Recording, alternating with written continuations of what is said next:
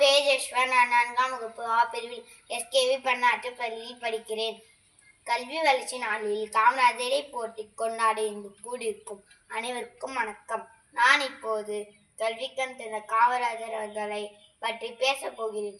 காமராஜர் அவர்கள் 1903ஆம் ஆண்டு ஜூலை 15ஆம் தேதி விருதுநகரில் பிறந்தார். இவருடைய பெற்றோர் குமாரசாமி மற்றும் சிவகாமி அம்மையார் ஆவர். காமராஜர் பிறந்த நாள் கல்வி வளர்ச்சி நாளாக கொண்டாடப்படுகிறது.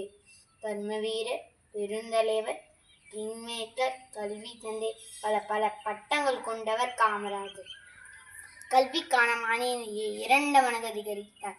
காமராஜர் ஆரம்பித்த மதிய உணவு திட்டத்தின் மூலம் பள்ளியின் மாணவர்கள் அதிகமாக வந்தனர்.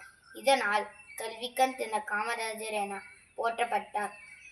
காமராஜர் காலத்தில் 7லிருந்து 37% கல்வி வளர்ச்சி அதிகரித்தது. இதனால் கல்வியின் தந்தை என போற்றப்பட்டார். காமராஜர் ஆட்சி காலத்தில் பல அணைகள் கட்டினார். அதில் திருவண்ணாமலை மாவட்டத்தில் உள்ள சாத்தனூர் அணை ஒன்றாகும்.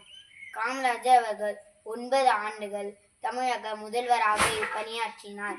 தொழில்துறை, அணைக்கட்டுகள், மின் திட்டங்கள் போன்ற பல திட்டங்களை தொடங்கி தமிழகத்தை வளமாக்கினார்.